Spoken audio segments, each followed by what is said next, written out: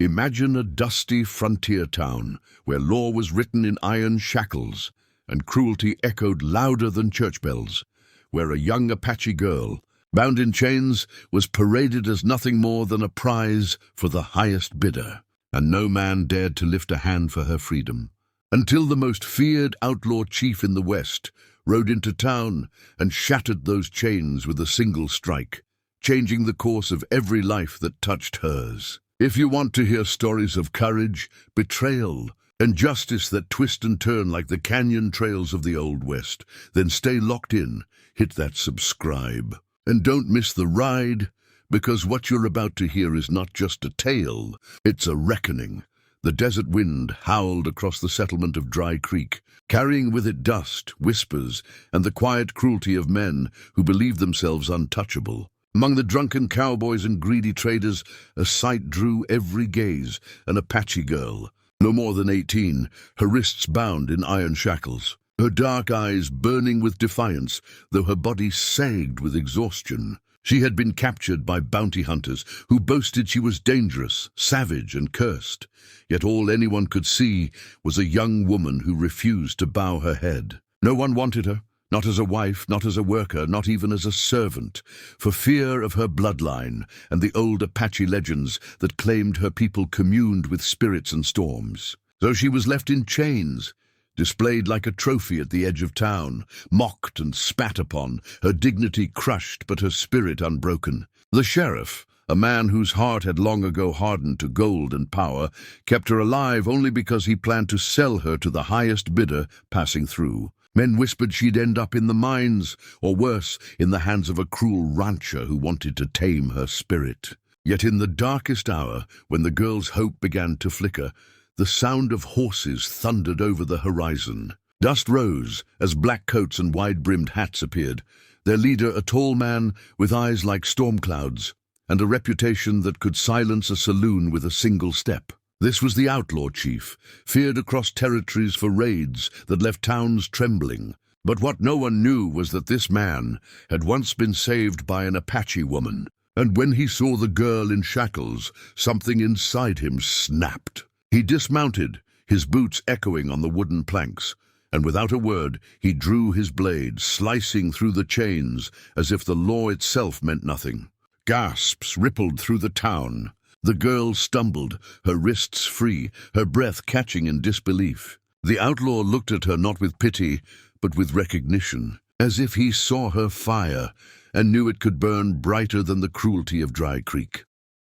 From that moment, destiny had been rewritten, though neither knew just how much blood, betrayal, and love it would take to see it through.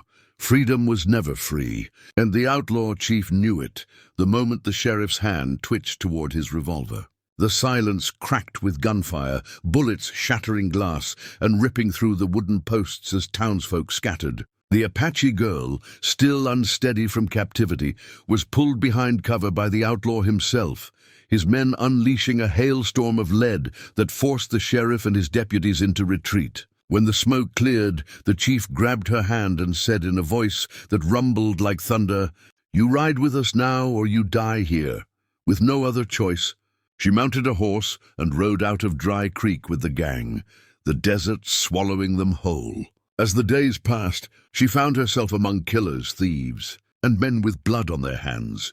Yet in their eyes, she saw something the townsfolk never showed her: respect for the outlaw chief's word, loyalty to his cause, and a strange, rugged honor that kept them alive. She learned his name, Cole Maddox, the kind of name mothers use to scare their children into obedience. But beneath his scarred face and ruthless legend, she saw a man haunted by memories, carrying secrets deeper than the canyon walls. He taught her to ride hard, to aim steady, and to survive where mercy had no place. But whispers spread in the camp.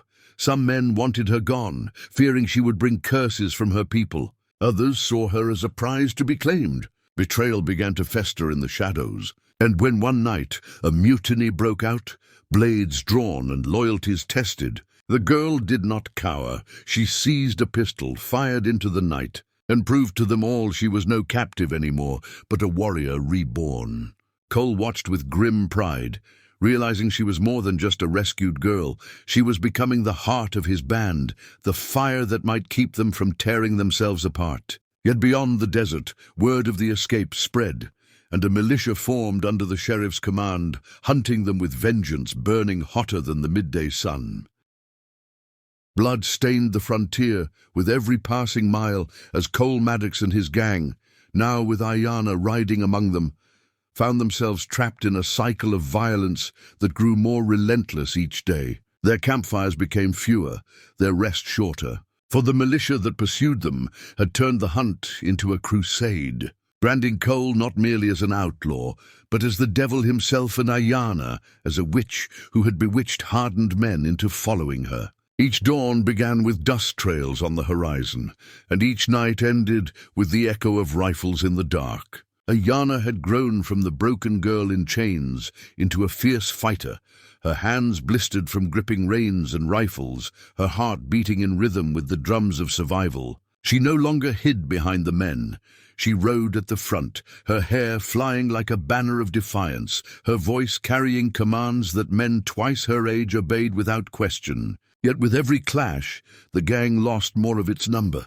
Names were forgotten in the dust, replaced by graves hastily dug beneath saguaros. The militia was clever too, cutting off waterholes, ambushing supply runs, setting traps that bled the outlaws of hope as much as strength. And in those dwindling nights by the fire, Cole spoke to Ayanna of a past she had never known, of the Apache woman who had once saved him from death in the mountains, who had carried him to her people's camp when he was wounded and left to die by his own. That woman, he confessed, was her mother.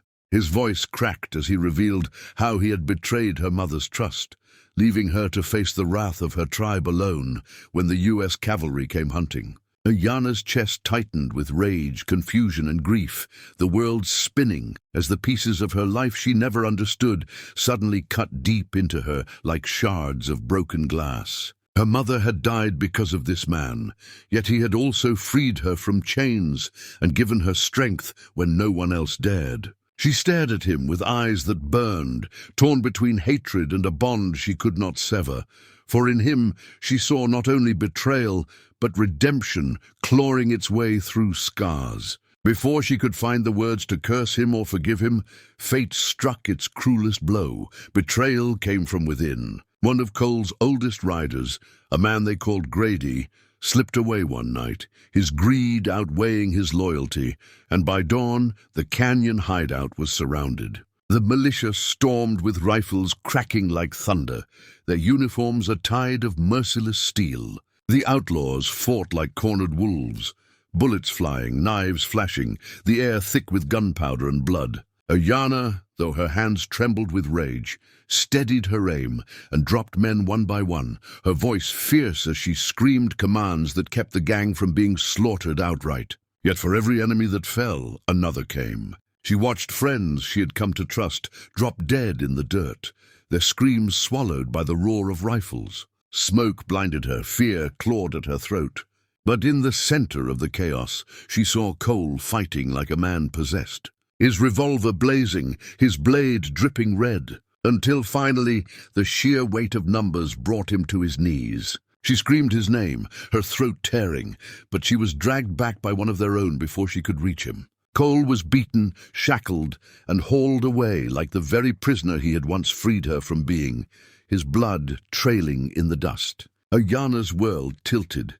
She had lost her mother to betrayal, and now the only man who had dared to believe in her strength was being carried away in chains. The militia's laughter echoed in her skull as they raised their victory cry, leaving behind the battered bodies of the outlaws who had fallen. In that moment, Ayanna felt something ignite inside her, hotter than rage, sharper than grief. She stood among the ruins of their camp, her face streaked with blood and tears, and made a vow that cut deeper than any blade. She would not allow Cole Maddox to hang like a dog in Dry Creek. She would not allow the man who had freed her to rot in the same chains he had broken. Even if she had to ride alone, even if she had to burn every town between the desert and the gallows, she would raise her war cry and storm the gates of hell itself to take him back. The men who remained, bloodied but alive, looked at her then not as a girl, not even as an outlaw, but as their leader, their flame, their last hope. And under the pale desert moon, with the corpses of traitors and enemies alike cooling in the dust, Ayanna rose not as a prisoner, not as a daughter of grief, but as a warrior chief in her own right, ready to carve her name into legend with blood, fire, and vengeance.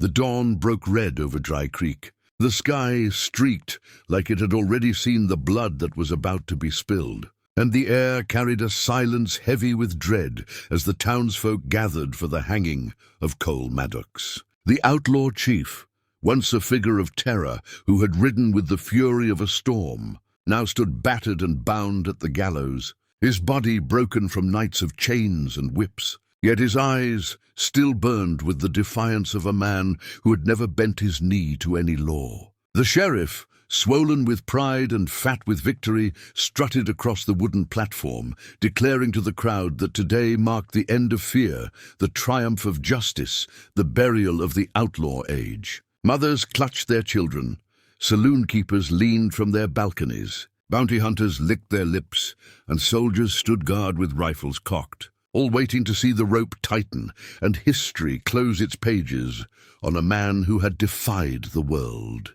But as the sheriff raised his voice to call for silence, a sound split the horizon, a war cry, fierce and raw, rising from the desert like a ghost from the earth itself. Ayanna rode at the head of the remnants of the gang, her hair whipping behind her, her rifle raised high, her eyes blazing with fire that no man could meet without flinching. She had returned to the town where her chains had first been locked, but this time she brought no shackles, only vengeance. Her riders thundered down the main street, dust flying, bullets tearing through the morning calm as the crowd scattered in panic. The first shots rang out, deputies falling from rooftops, soldiers collapsing in the dirt, the smell of gunpowder choking the air. Ayanna's blade cut through the noose's rope before it could ever touch Cole's neck. Her strike swift as lightning, her face fierce with the rage of every humiliation she had endured. Cole staggered, free but weak, and for the first time his storm-cloud eyes softened as they locked with hers, a silent recognition that the girl he had once freed had become the warrior who now saved him. Together they fought back to back, outlaws against lawmen, steel and fire meeting in a clash that shook Dry Creek to its bones. The sheriff, furious, roared above the chaos, drawing his revolver and charging like a bull through the dust. Ayanna met him head-on, her blade sparking against his gun, their fight a dance of hate and vengeance. He sneered, calling her a savage, a witch, a nothing, but with every swing she drove him back, her fury fueled by the ghosts of her people and the chains that had once bound her. Finally, with a cry that split the sky, she drove her knife into his chest, and the sheriff fell into the dirt, his blood soaking the very street where he had mocked her. The town, once drunk on his power, now trembled in silence, watching as his lifeless body lay broken at the feet of the Apache girl who had risen from slavery to legend. But victory carried its own curse. The gang was shattered, their numbers too few, their faces burned into wanted posters that would never fade. The militia would come again, and the army would not rest until Cole and Ayanna's names were ground into dust. Yet as they mounted their horses side by side, the desert stretching before them, it was not defeat they felt, but freedom, raw and fierce, the kind no law could ever grant or steal. The people of Dry Creek whispered in awe and fear as the pair vanished into the horizon, their story spreading like wildfire through saloons, camps, and towns across the frontier. They would be hunted, yes, but they would also be remembered. Not as outlaw and captive, not as savage and criminal, but as storm and fire, bound together by fate. And for generations to come, the tale would be told of the Apache girl in Shackles who became the warrior that carved her destiny with blood and steel, and of the outlaw chief who cut her chains only to have her return the favor with fire. Freedom had a price, and they had paid it in full. But in that payment, they became legends the law could never hang.